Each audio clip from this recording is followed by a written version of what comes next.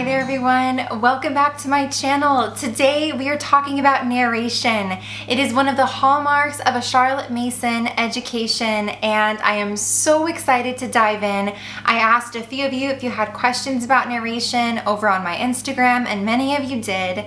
So I'm going to answer those. I'm going to talk about what narration is, why we should use it in our homeschool, and then I'll share a few ways we use narration here in our home so far with my 7-year-old. So stick around to learn more. Okay, so let's begin with just a very simple question. What is narration?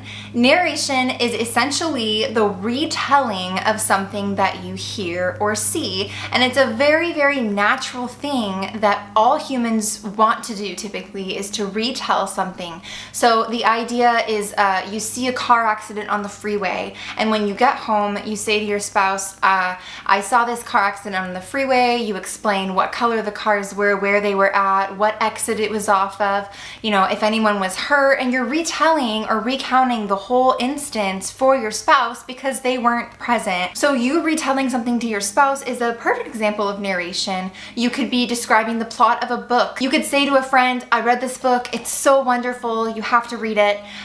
Here's what it's about, and you can say, you know, X, Y, and Z. Retelling and recounting events in a way that you connect with them and your own words is what narration is. And this is what we're asking our kids to do when in our homeschool. So why should we teach narration? So before I dive into why we should teach it and how we use narration in our home, I do want to mention this amazing book. It's called Know and Tell: The Art of Narration by Karen Glass, and it has been a wonderful resource for me. I read it before our first year of formal lessons, and I reference it often. A lot of the things I'm going to share with you today are in this book, so be sure to check it out if you are interested in learning about how to teach narration and what narration can do for your homeschool.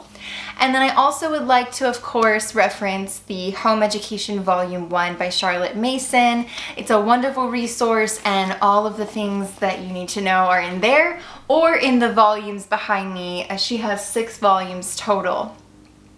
So let's dive in. Why should we teach narration? So narration actually leads to composition. So in Form 1, which is grades 1 through 3, Charlotte Mason would have her students use an oral narration. So they're just using their words orally to retell. So there's no writing involved. And the reason that she did this was the writing skills of a child in grades 1 to 3 are not going to be as good as a 4th to 6th grader. So what she did was have the writing not be a roadblock to the narration.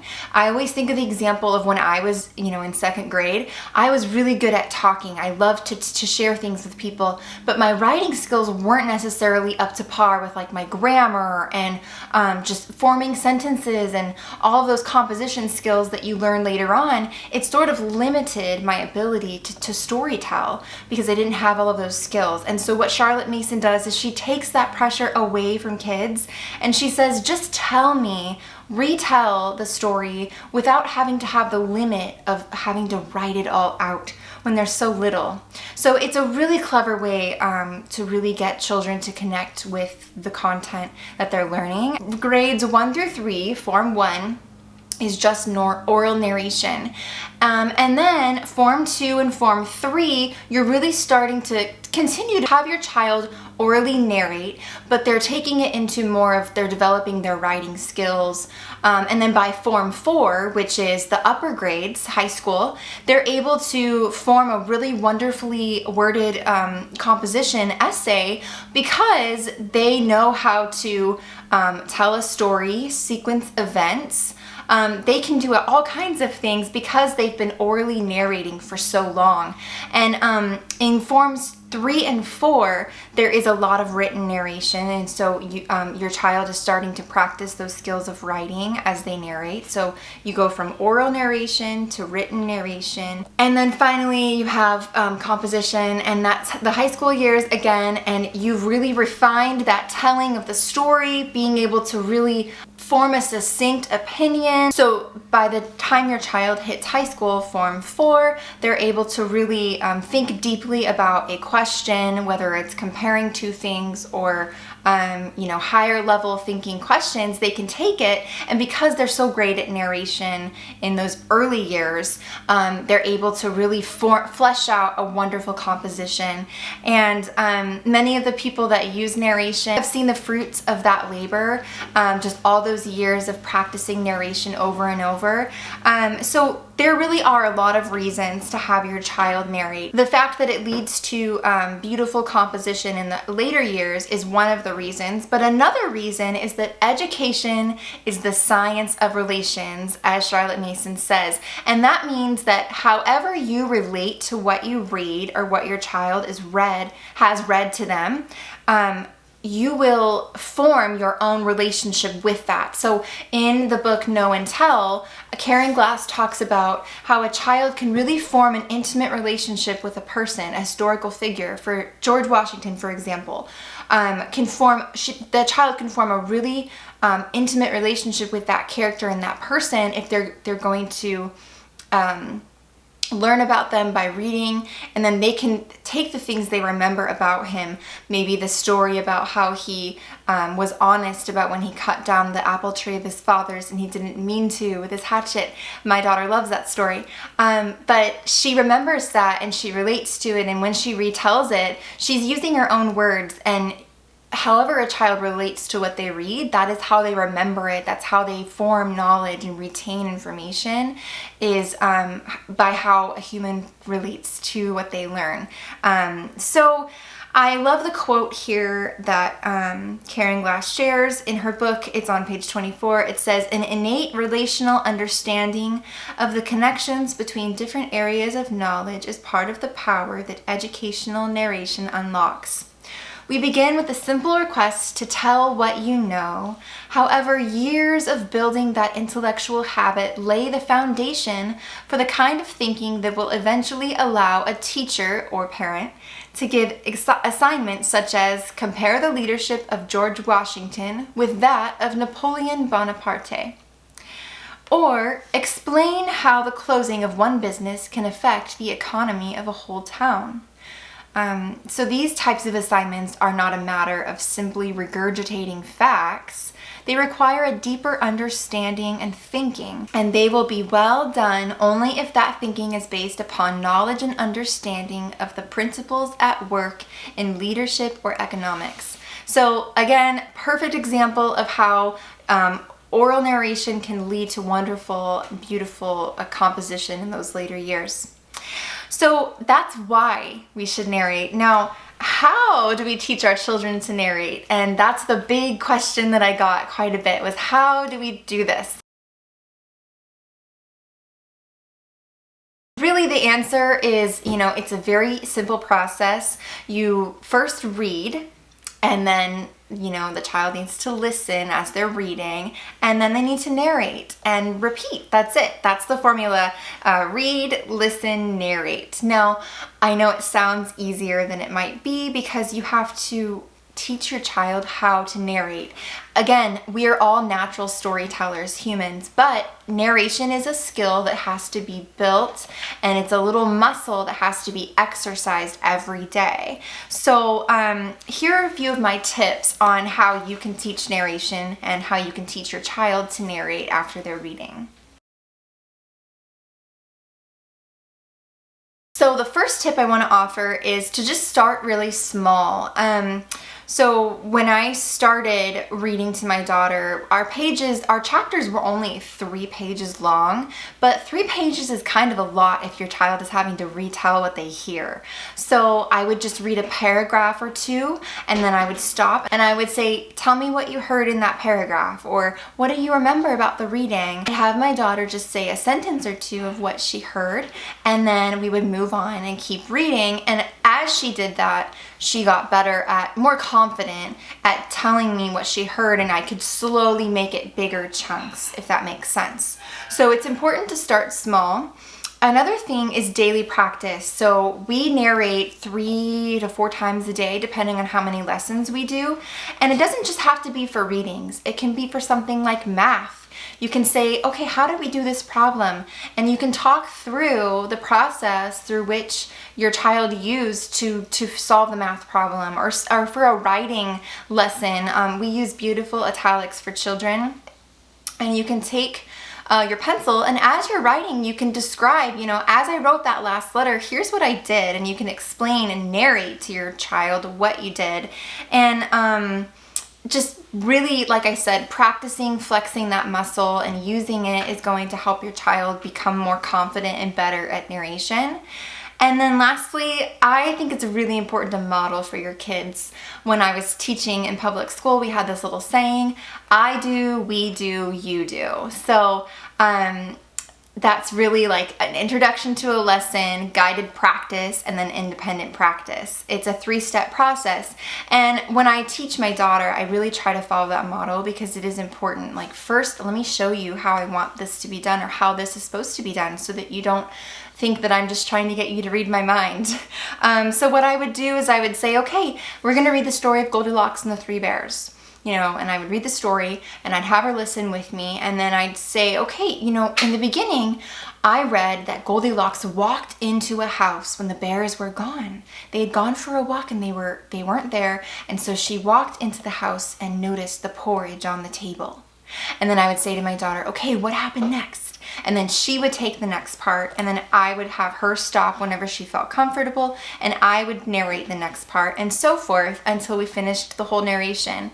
And now she's old enough to where we've spent a year narrating, and she's really great at telling the beginning, middle, end. But it's fun to watch her, try to make sense of it. Try to make sense of it in her head. And to really, think through and sequence those events. Sequencing events is something that I taught explicitly in kindergarten. But when you teach narration, you don't have to say, okay, here's beginning, middle, end. They just do it naturally. It's just wonderful. It's a beautiful, natural way to teach. And then, so yeah, that's some of my tips on how to teach narration. And then how do we use narration in our home? Here's how we use narration in our home. So one of the things I'll say is, okay, we're sitting down to do our natural history lesson, and I'll say, do you remember what we read in this book last week? And my daughter will say, oh, we read about, Moses, and he went to the tabernacle, and they built the tabernacle. And so she'll tell me all about last week's lesson. And then I'll say, yes, that's true. We did learn about that. We're going to read this week about, and then I'll say the captain idea. That's a whole other thing. I pre-read our lessons each week, and I talk about, before I read, I introduce a captain idea for each lesson. But that's for another day. So I'll make another video on that sometime, I guess. But yes, anyway, so I will introduce the captain idea, and then I will say, okay, let's listen to this week's reading. And when you have your child recall that last lesson, it really helps connect the things they're learning with the new lesson, the previous lesson to the new lesson. So I like to do that, and it's a really good way for them to confidently narrate because they already narrated it last week. So you can see how much they remember, and it's not a test. They may be wrong. They may say something completely off the wall, but after they say their narration, you can say, yeah, and yes, last week we read that so-and-so, and then you can tell them, a very short summary of what you heard. But I think it's important not to say anything until, if their narration is wrong or the facts aren't correct, I wouldn't say anything until after they're done, and just to make them not feel bad, especially when they're younger. I think that might change a little bit as our kids get older. And then another thing I like to do is kind of sneak in a narration. So at dinner time, often my husband will say, what'd you learn today? It's a very common thing that dads like to ask is, what'd you learn in school today? So something that I like to do is say, okay, how about you ask her what she read in American history today? And so that's a very natural way for her to say, we read about Henry Hudson and how the Hudson Bay was found. And so she'll tell him all about the Hudson River and the Hudson Strait and the Hudson Hudson Bay. And she's retelling that, but she's doing it in a natural way because he didn't read it with us. He wasn't there. I was there and I heard everything, so it's less natural for her to say it to me if she's new to narration. But if she wants to tell someone that wasn't there, didn't hear the reading, she loves doing that. So have them retell for dad. It's a really good practice tool. And then, like I said, practice makes better, not perfect. So here are the types of narration we use in our home. Like I said, forms 1 through 3, my daughter's only in form 1, are grades 1 through 3 are form 1 is just oral narration. So I will read a text and my daughter will listen and I'll say, what did you hear? Or tell me about what you heard, or tell me about the Hudson Bay, or something like that. You can even say the name of what you're talking about. It doesn't just always have to be, tell me about it, tell me about it, tell me about it. You can say, tell me a story about Christopher Columbus. And so you can really change up how you ask. But like I said, we do mostly oral narration, or sometimes what I like to do is have my daughter draw her narration. And so this is one of her drawn narrations. Let's see. Very simple, very quick. We were reading a natural history about flowering plants, and this was the wild rose, which is actually a strawberry, is a wild rose, one of them. And so I'd have her draw it, and then after I would say, tell me about your drawing, and then she'd say, this is the seed in the seed box, and here's the seeds on top of the strawberry. And so I would record what she told me. And so that can be a written narration where I recorded it for her. And also drawn narration and then oral narration. So those are 3 types. I don't have her write, but sometimes she does like to label her pictures, which I'm all for. I think it's super cute. This is a cute one. This is the princess and the frog, or the frog prince. And it's a little picture of the frog and the princess dropping her ball in the well. And then the last way that we practice narration is also through props. And it's like a dramatized narration. So we ourselves could act it out. We could act out Goldilocks and the 3 Bears, maybe use stuffed animals. And this is really good for kids, like I said, that are kind of not into narration. They're weirded out by the idea of just sitting there and repeating what they just heard. So it really gets them, it kind of breaks the ice and helps them get comfortable with it. The CMEC mentions the Schleich, I think that's how you say it, figurines, and we have some of those. They're little animals for retelling the fables we read. You could use puppets. I have peg dolls. I have some frog and toad peg dolls, and some different like little classic story peg dolls. I think we have Charlotte's Web, a few others, Goldilocks and the 3 Bears. But yeah, you could use peg dolls to have your child use them to retell.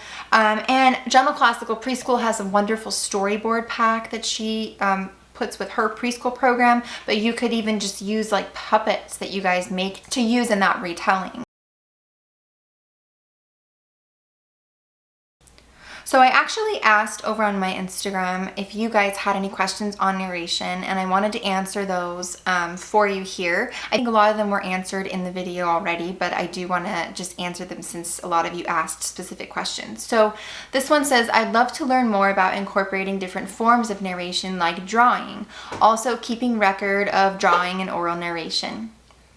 Okay, so yes, there are different forms of narration. I shared kind of how we use drawing, and the best way to keep record of narration is notebooking, and that's my next video that I'm super excited about. I have a basket here full of notebooks, and we use notebooks to record our narrations. I've been using them all year. It's the first year that I've used the same notebooks, and we don't have one for every subject, but I'm not even going to go into it because I have a whole video coming out on notebooks, so I'm not even going to share it yet. But yes, notebooking is the answer for that. And then for 4 and 5-year-olds, is it better to ask for narration by page or after the full story? And I would say for a 4 to 5-year-old, I wouldn't be pushing narration on them. You can ask them after a story that you read, oh, what do you remember from the story? But I would not even try to do that early. And then, do they narrate the family read aloud too if it is read during the morning hours? Actually, the answer is yes, no matter when you read it. Right now we're reading the Chronicles of Narnia, and I do have my daughters, my 4-year-old likes to answer the question when I say, tell me about what we read. And sometimes she will, but I do have my 7-year-old narrate what we read in our literature block. So even if it's read at nighttime, which typically it is actually. And then, how do I work in narration if my son gets frustrated with so much discussion? And I love this question because, like I said, really lean into those extra forms of narration. I'm recalling one time where my daughter just did not feel like telling me about what we read, but instead I had her take her chalk and her chalkboard, and she just wrote or drew a picture of what she remembered from the story, and that was enough for me. And this reminds me too of something I read in Know and Tell by Karen Glass, and it's no single narration is important. So don't sit there for like 5 minutes and wait for your child to narrate for you if you need them to narrate. Don't even try to push it. Just wait until next time. Don't fatigue your child, and don't fatigue yourself, because narration's a lifelong journey, right? And so we don't want to get too, stuck in, oh, you have to narrate this right now, like I don't know why, or just be relaxed. It's okay. They will do it tomorrow, and if not tomorrow, maybe the next day. Like don't push it so hard that your child's getting frustrated. So I would say that would be my first step of advice. And then my second would just be to lean into those puppets or peg dolls or animal figurines or something to help retell that story if you can.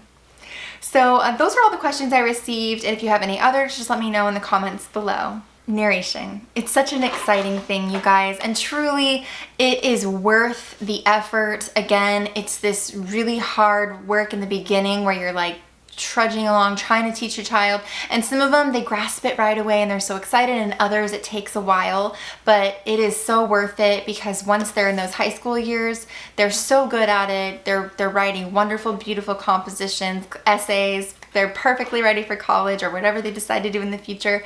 Narration is so worth it, and I hope this was helpful for you all. Just let me know if you have any questions in the comments. I am so thankful for this community. I have a few friends over on Instagram, and they're great, but you guys, my YouTube friends, you guys are special to me. And if you would just leave a comment, if you watch my videos regularly, I'd love to say hi to you personally and just thank you for watching, because every time you watch my videos, it inspires me to keep creating them. It's a lot of work, but it's worth it. I really want to share the goodness of a Charlotte Mason education all over with you guys so that you can start doing it in your homes. It's so worth it. So yeah, thanks so much for watching, and I'll see you next time.